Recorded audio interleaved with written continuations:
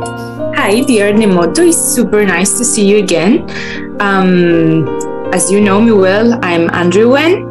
I'm the creator of One Humanity, One World, which is a global social movement to promote a new world of peace on Earth. I have been dedicated to charity for the last 4 years of my life, working with some NGO and nonprofit organizations that have different missions. I work on educational projects, and I'm the executive director of the Kleister organization, which purpose is to unify religion and science. And a part of that, I'm an artist and I'm an author, and I have a great love for alternative sciences, and I'm a great admirer of your work too. Oh, thank you. So it's very nice. I'm very happy that you invite me to talk with you about this whole new thing that you have in your hands now.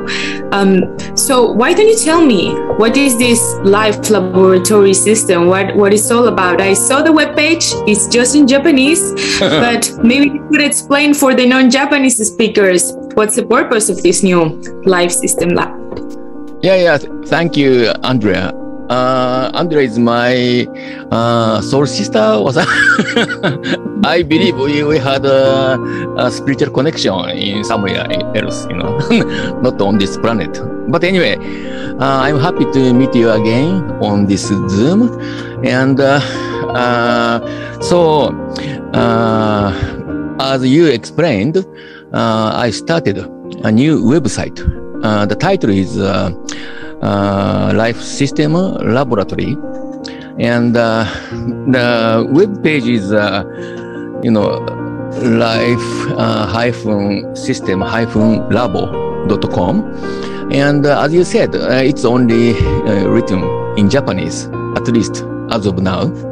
And also we will have an opening event on February 11th, and it's in Tokyo, of course, and it's only in Japanese.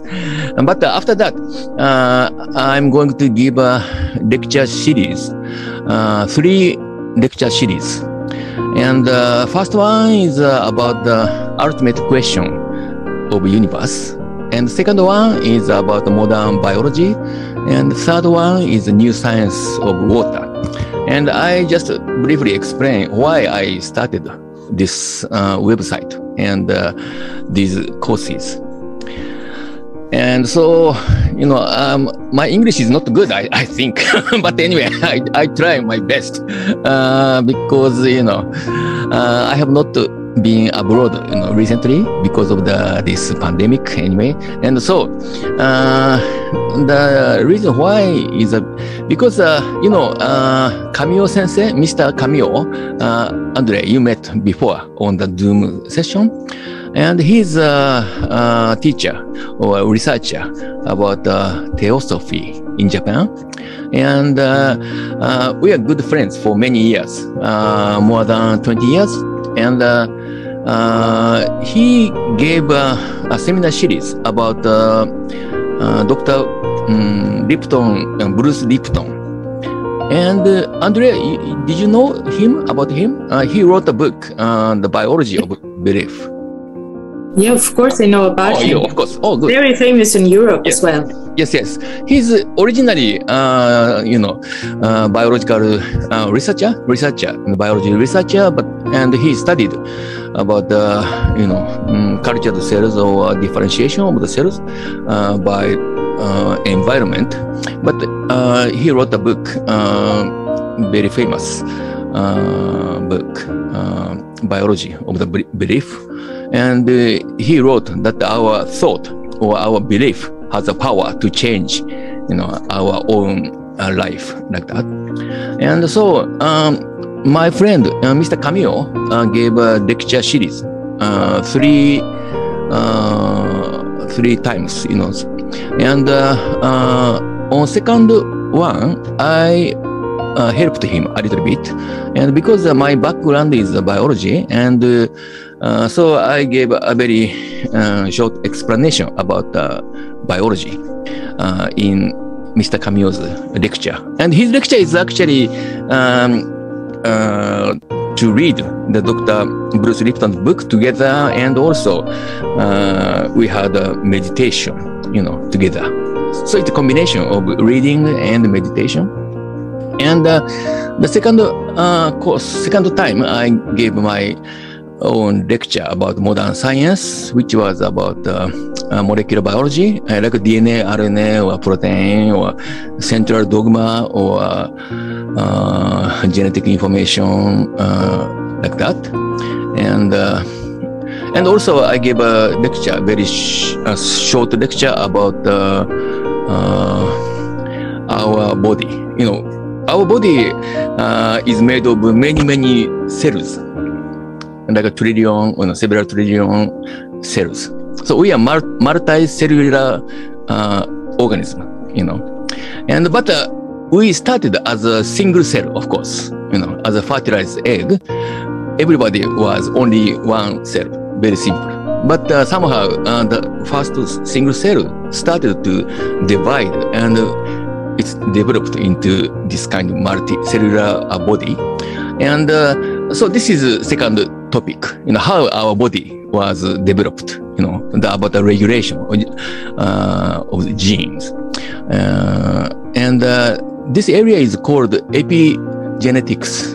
Genetics is about biology of gene. Gene is DNA. It's genetics. But epigenetics is a kind of new area about our biology. And the third one is about the evolution theory, like Darwinism theory. And so, because it was, for me, just a good opportunity to study again about modern biology. But after that,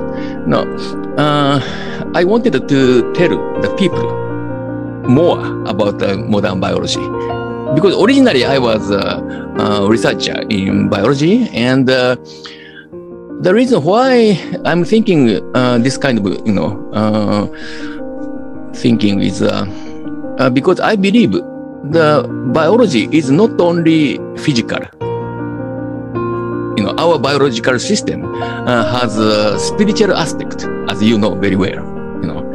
But most of the biologists in universities or in a conventional academic area, they think the life only from physical aspect. Even the consciousness research or even the brain research, most of them, not all of them, but most of them are thinking even the brain is only material, like it's functioning like physical or chemical, reactions based on physical or chemical reactions. But the essence of biology is not in our physical body. The essence is very spiritual. So I wanted to tell the people about modern biology, but also a kind of spiritual connection with our life itself. So the one of the courses that I will start on March this year is about modern biology, and I will give the information about the modern biology.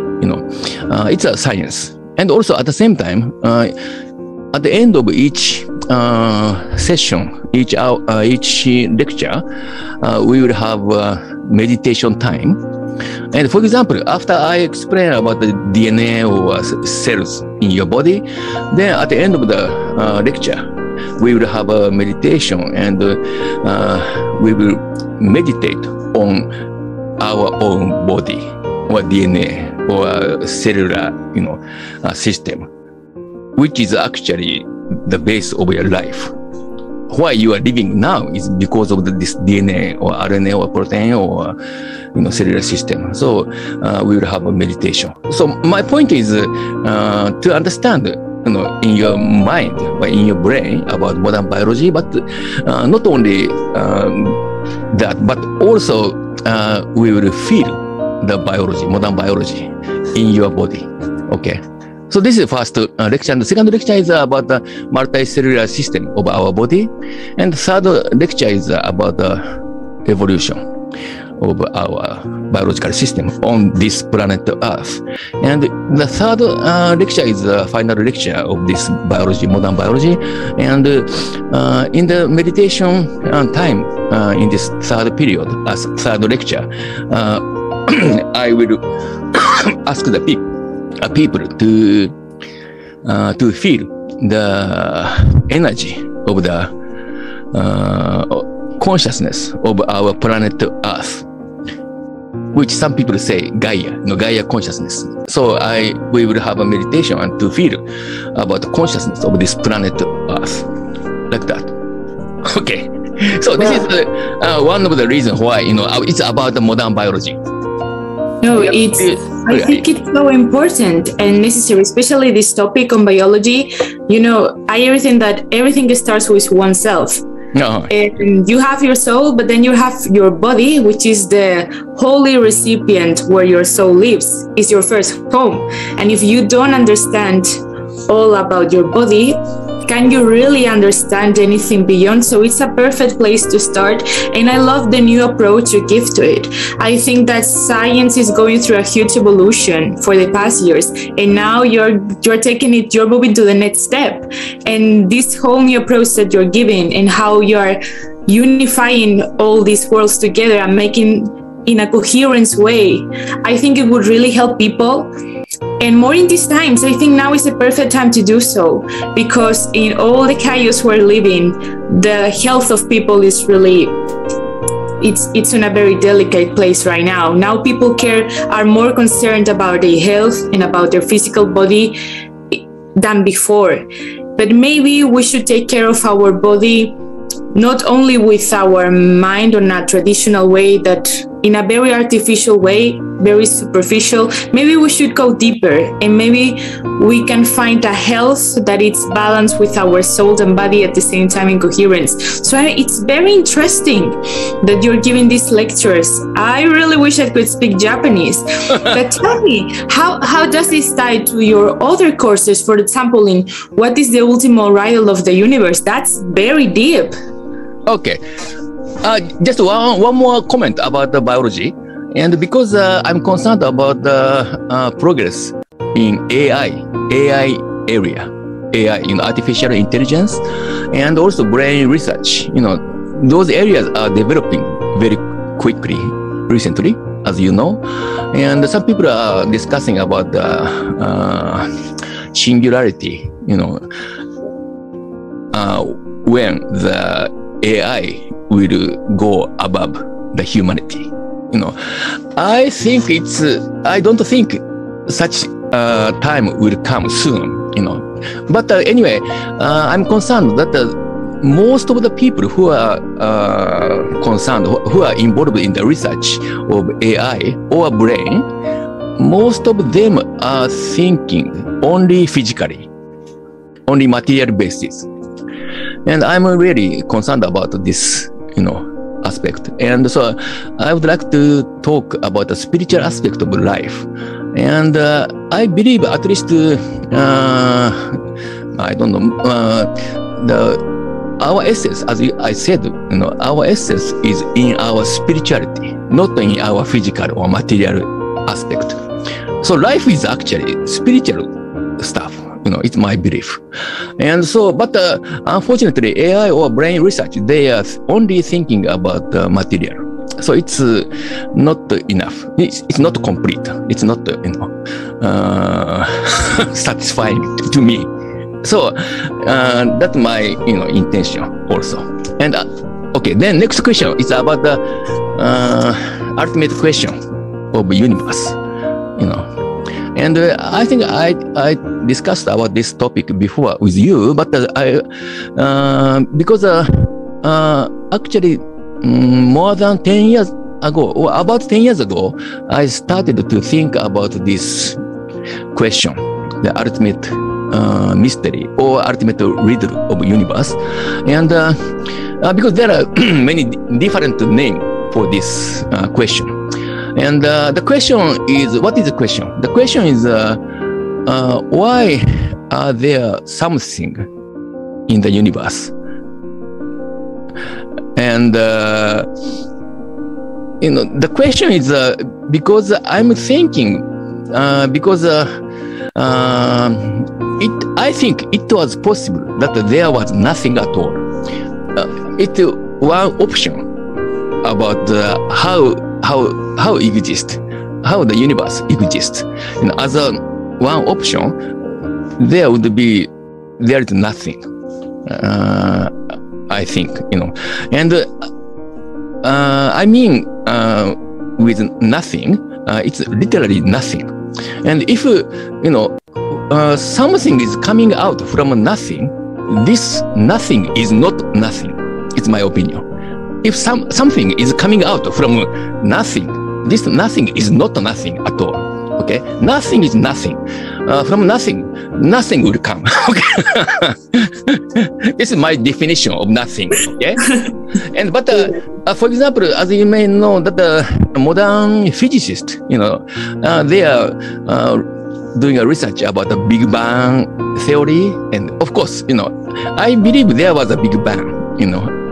Like I don't know, several billion years ago, and so it's a physics of the creation, but they assume that there was something, before the Big Bang, because as I said, anything, even Big Bang, should have come out from something.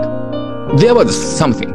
Even the natural law, or even the very only singularity, or only a point, there was something. Then the Big Bang started. Okay. My question is why there was something at the beginning? Big Bang and the process after that, I understand. That no problem. That's okay. You can talk about anything. But my question is before that, or more basic one, why there is something?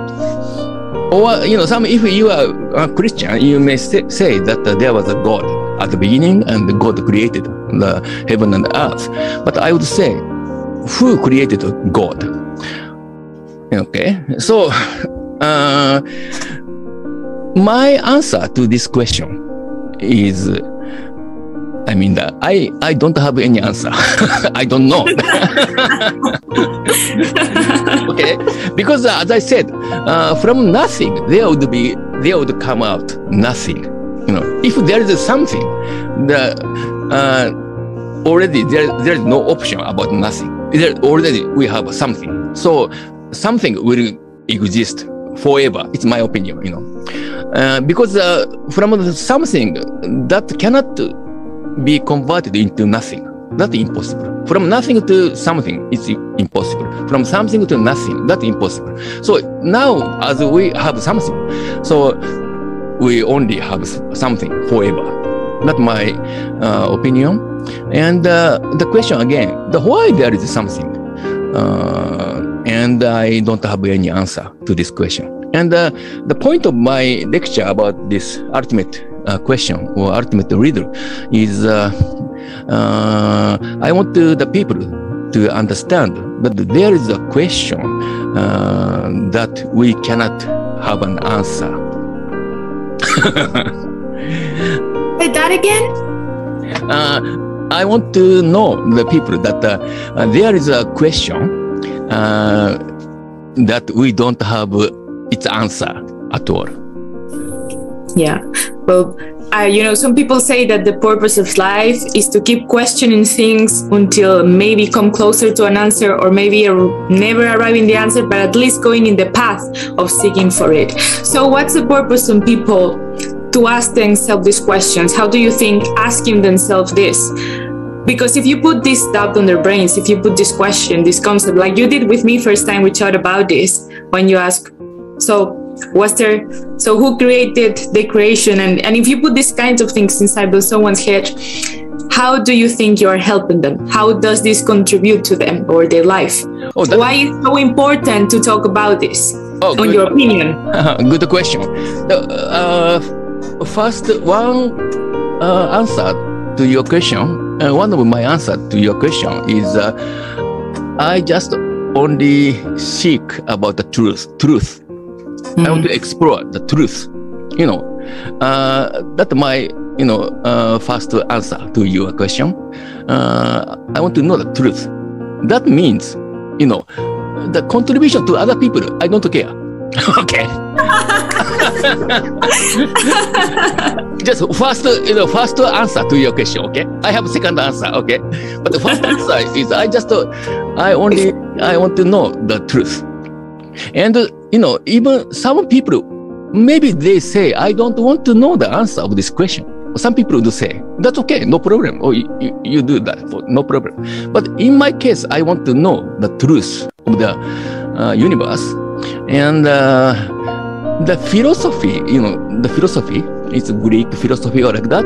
The purpose or the aim or purpose of the philosophy is to seek, to explore the truth. There should be no limitation. The philosopher doesn't say, you shouldn't ask that question. That's not a philosophy. Okay? By definition, it's not a philosophy. Philosophy means to ask anything, everything. So in this sense, this question is the ultimate question to me. Okay, this is first kind of answer to your question. But second type of answer is how this question contribute to the other people. Okay? And I'm also thinking about this point. And my story or my understanding is like this. Okay? Because I believe nobody has an answer to this ultimate question. Nobody. I mean, nobody, this body includes not only human beings, but also every biological beings or even extraterrestrial beings or even masters or avatars or everything, or God or goddess, diva or creator or everything, Anybody, nobody knows the answer. Even the creator of this universe doesn't know why he exists or she exists. This is my opinion. I may be wrong, I'm not sure. But as far as I try to find out the question, the answer, I believe that nobody doesn't have an answer to this question. And so, based on this assumption, I feel that we have something common. We means every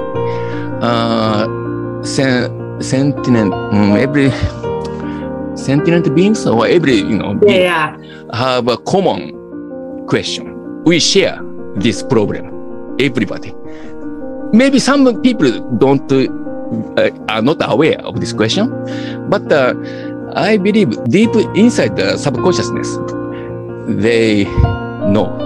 Even surface consciousness, maybe they don't know. Some people doesn't care, but in deep subconsciousness, many, or I would say, all the people, all the beings, know that they don't have an answer to this question. And so this is, I believe this is, maybe this fact make them uneasy. Okay? But some people are aware of this, but most of the people are not aware of this. But if you know this question, and if you know that there is no answer in you or to you, then I feel a kind of oneness consciousness, because every existence, every people have a common problem, and every people don't have, every person or every being don't have the answer. So that means we share something. We means every beings, even not only in this lifetime, but next lifetime, every lifetime, even the God or creator, every being has a common problem, and we don't have the answer. So we are in the same situation.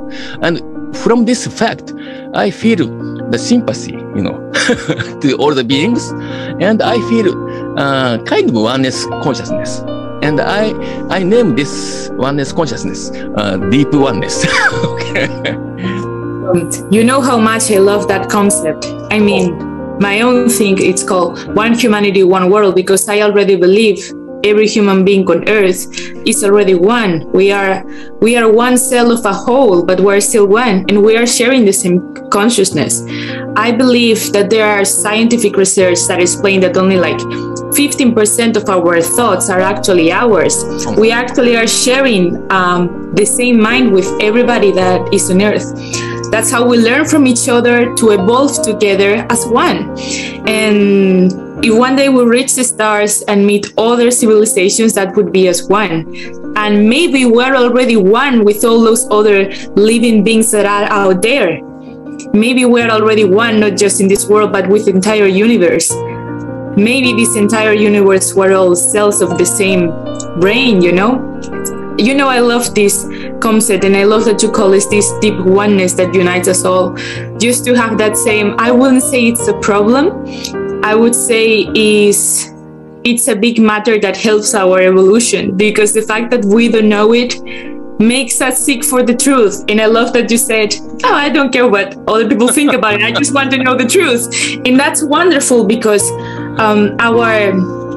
what makes us chase the truth is what is also helping us to evolve as beings, you know. And I do believe asking these questions or just wondering about it, even if we don't reach the answer in this life, I think it's totally worth it, because it really contributes to humanity. As you said, we end up realizing we all share this oneness. And it does, I think it brings sympathy, because it also gives you humility.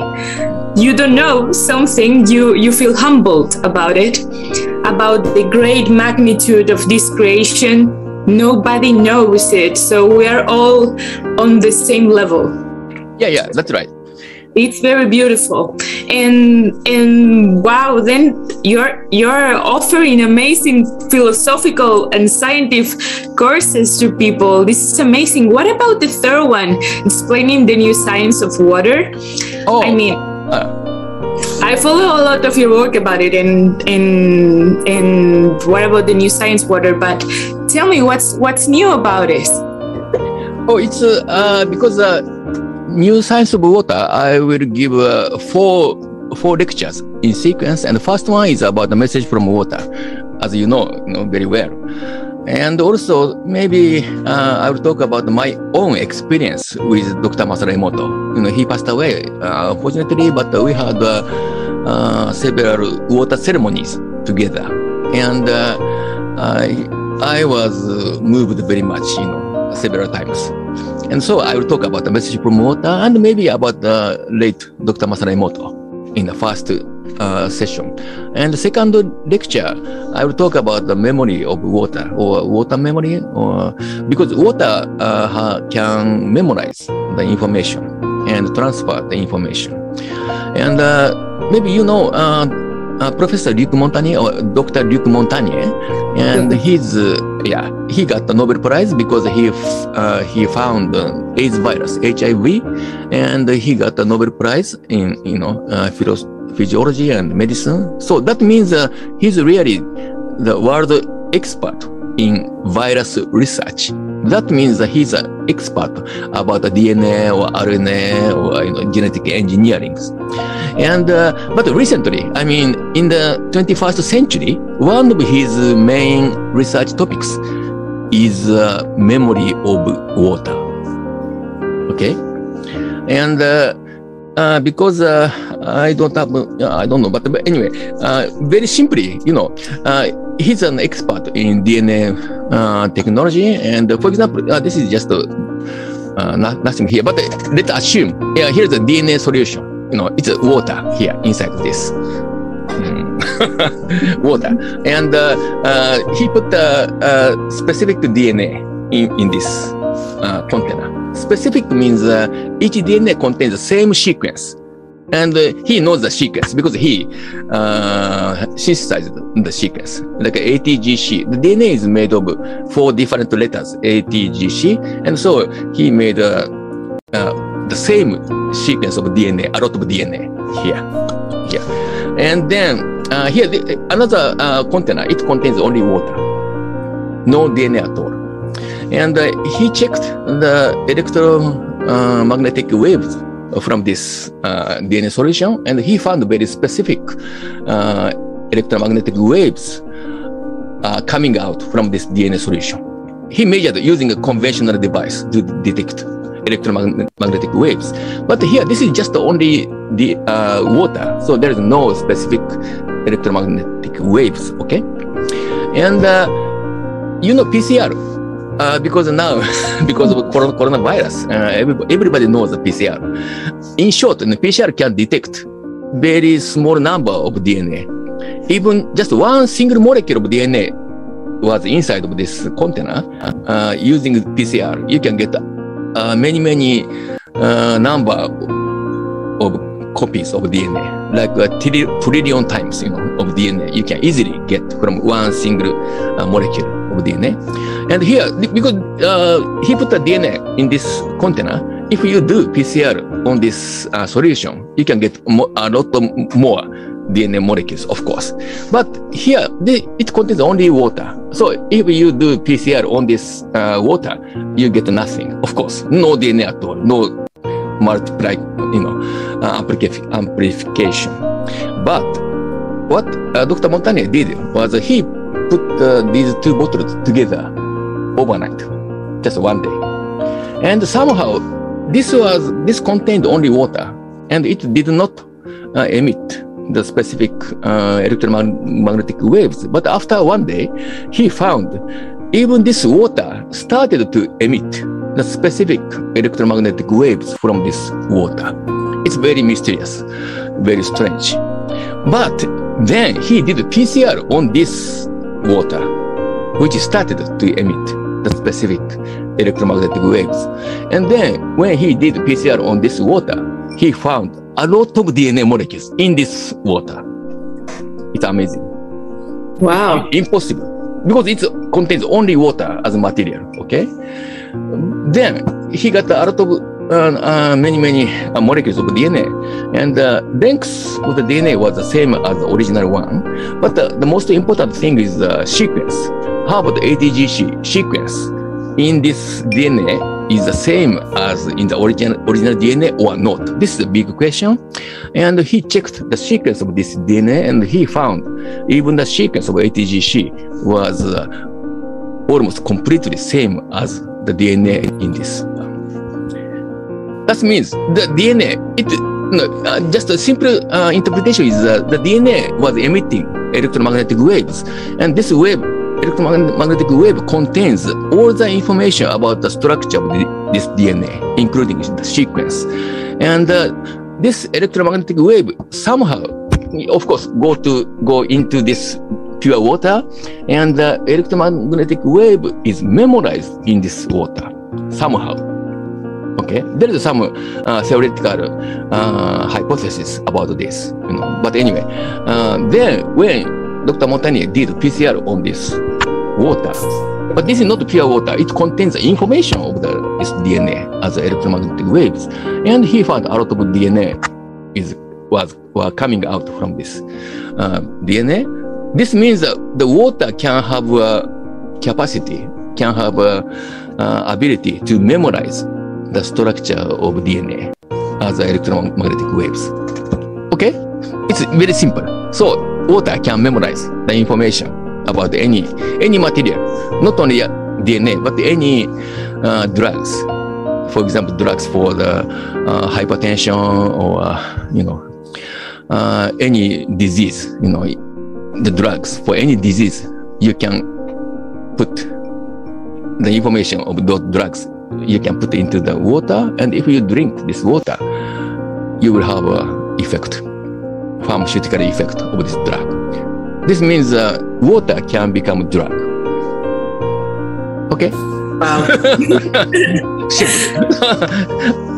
I knew about the concept, and the concept reminds me a little bit of, I believe the name is homeopathy. I'm not sure if I'm saying it right. The concept is a little bit similar. I'm not an expert, but it reminds me of it. Yeah, the concept is the same. It's the same thing. Yeah, and it was just I would like to explain 2 points in new science of water. First point was this water memory. Okay, and the second point, in the third lecture, I will talk about the fourth phase of water by Dr. Gerald Pollack. Of course, you know about this, and it's simple. This here's the water, and if you illuminate the water with solar, sunshine, or especially infrared light, this water will store the energy. So there is a kind of solar battery in this water. I don't explain in the detail, but the water becomes a battery. So water battery, it can store the energy, and it can convert the stored energy into other types of energy.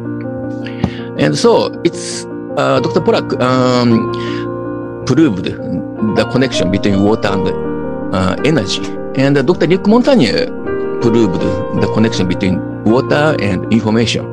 So I'm talking about water. Water is material. So material, information, and energy. The trinity of these factors.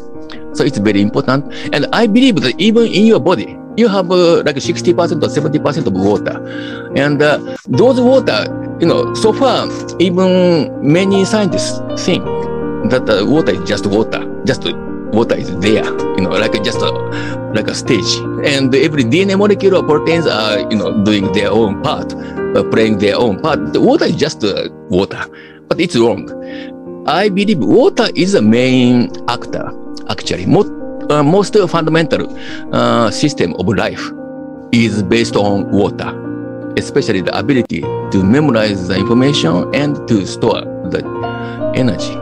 That's the most basic biology of our body. Water is so underrated. Oh, the power of water is amazing. I mean, yeah, amazing.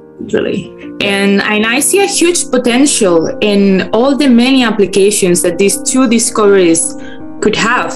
The applications on daily life, for medical advance, or for technology advance, or for green technologies.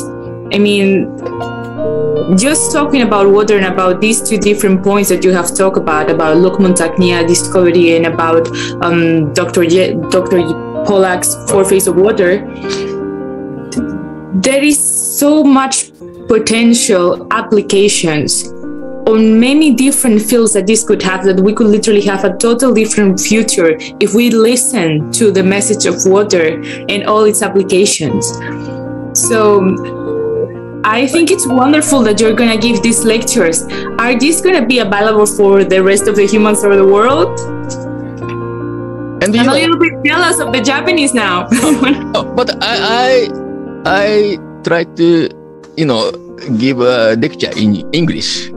After I finish my Japanese lecture, I would try to give my lecture in English.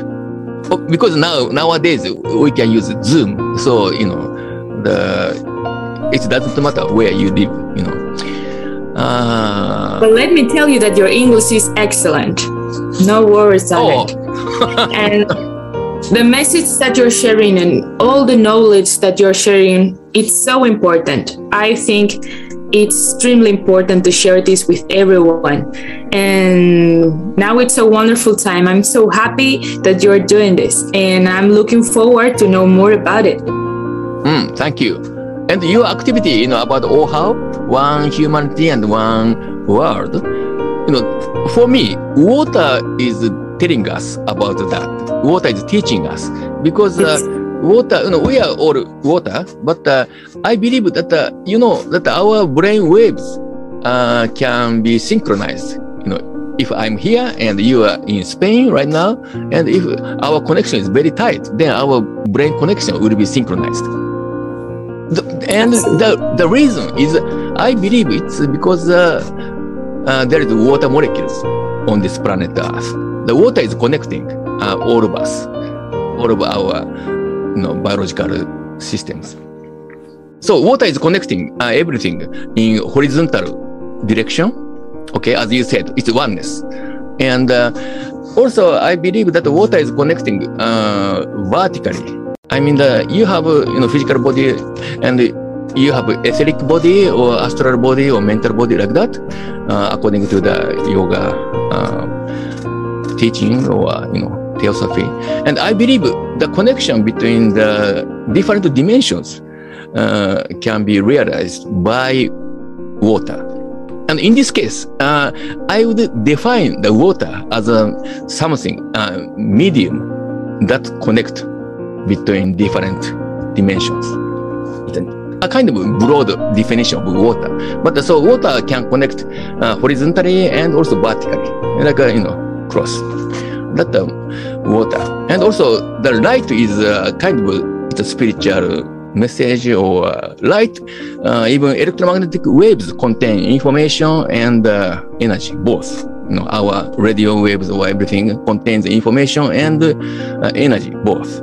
And so we are getting the kind of spiritual information or energy, and we are receiving with our body, which contains a lot of water.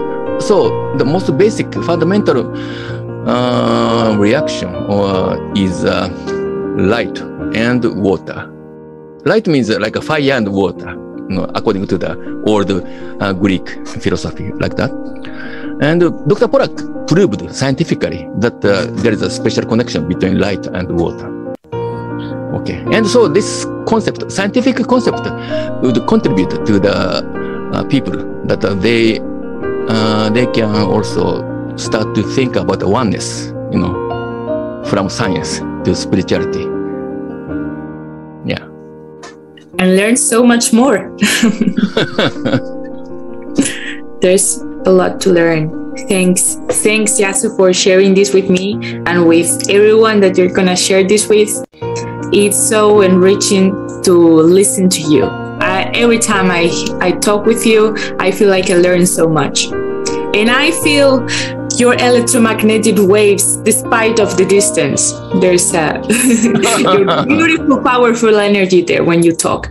So thanks for inviting me to have this conversation with you. Very enlightening. I can't wait till you start making these lectures to the world.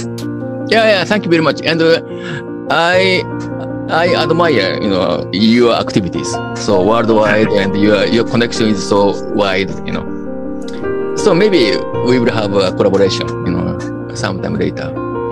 Absolutely. I believe, our vision is the same.